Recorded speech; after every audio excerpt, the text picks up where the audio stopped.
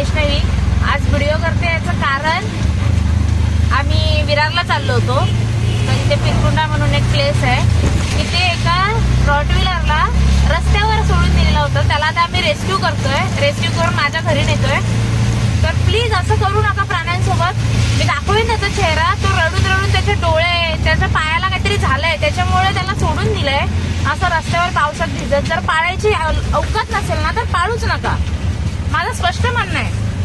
रस्त्यावरचा कुत्रा असू दे किंवा असे इंग्लिश कुत्रे असू दे, जर पाळता येत नसतील ना तुम्हाला तर पाळू नये.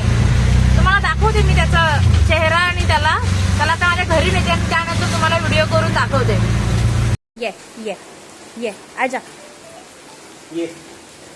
त्याला मी असं खाणं टाकून बघतोय. भूक लागली त्याला खूप जास्त. हे बाउल बिल काहीतरी आणा ना यार. थांब मी आणते. त्या रॉटव्हीलरला आम्ही आमच्या घरी घेऊन आलोय. पण त्याला इतका सदमा लागलाय ना की तो ऑटोतून बाहेरच यायला बघत नाहीये. त्याला कसा बाहेर काढायचा त्याचा विचार करतोय. एक तर आम्हाला त्याचं नाव नाही माहिती. त्याला आम्ही कमेंट देतोय, फक्त सीट वगैरे तेवढंच ऐकतोय. त्याचं नाव कळलं असतं तर आमचं सर्व ऐकलं असतं. पण त्याचं नावही आम्हाला माहिती नाही. आम्ही किती नावं ट्राय केली. सिम्बा, टायगर, टायसन, चार्ली, खूप काही. पण आता नेमकं कळत नाही की याचं नाव काय. त्या लाईट पण आली. मग तुम्हाला त्याचं दाखवते मी.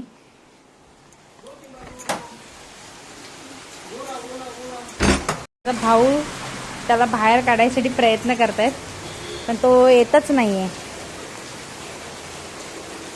Simba come here. तो बाहेरच यायला बघत नाही. त्याला असं वाटत असेल की आता मला बाहेर काढलं तर परत मला सोडून देतील.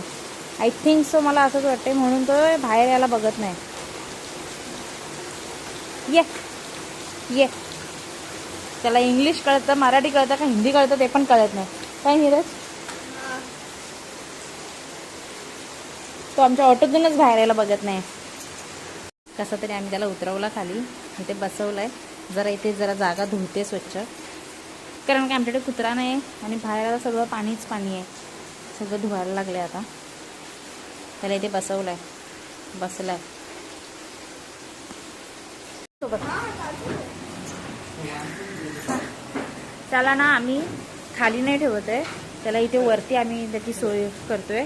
कारण की मी ट्युशन घेते पोरांचं, तर मग मला विरारला जावं लागतं. आणि खाली ठेवलं तर त्याला ऑलरेडी खूप लागलेलं आहे म्हणजे त्याच्या पायात किडे पडले, होल पडलाय. त्याच्यामुळे त्याच्या मालकाने सोडलाय. पण माझं काय म्हणणं, जेव्हा आपले आईबाप म्हातारे होतात किंवा कुठली म्हातारी माणसं होतात किंवा मग चांगली माणसं पण आजारी पडतात, तेव्हा तुम्ही असे सोडून देता का? तेव्हा त्यांची सेवा करताना मग तसं प्राणी जर पाळायचे तर पेट पॅरेंट्स व्हा, त्यांचे पण पालक व्हा. दुश्मनी नका करू त्यांच्यासोबत. फक्त हा चांगला आहे तोपर्यंत घ्या, नंतरला नाही. आता माझे दोन्ही भाऊ घ्यायला गेले त्याला वरती आणायला. बघते तो वरती चढतोय का. त्याला इथे हतरून केले, मला दाखवते मी. त्याला इथे असं हंतरून करून ठेवलंय. त्याला आता तिथून खालून घेऊन येतो.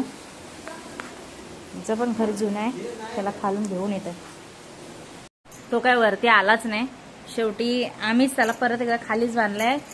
माझे मिस्टर डॉक्टरांना फोन करतायत. बघता डॉक्टर घरी बोलवतो आम्ही. ॲक्च्युली आज पाऊस आहे जाम. आज तारीख आहे, किती तारीख आहे? 4 तारीख. आज पालघर जिल्ह्यात रेड अलर्ट तसा पण दिला होता आणि खरंच सगळं रात्रीपासून पाऊस पडतोय. डॉक्टर काय माहिती आज येईल का नाही. त्याला इथे बांधून ठेवलाय खाली. आता बघू पुढे काय होतं ते.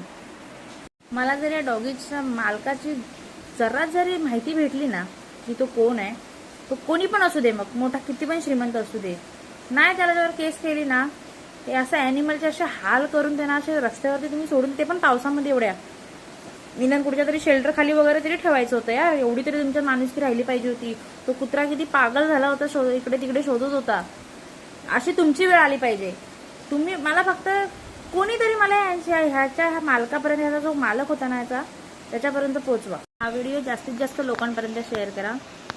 मला तरी 80% वाटते की हा कुत्रा विरारमधलाच असणार आहे कोणाचा तरी. आणि ते पण ना असं ऐऱ्याघराच्या घरातला नसणार आहे, कोणत्या तरी मोठ्याच लोकांच्या घरातलं असणार आहे.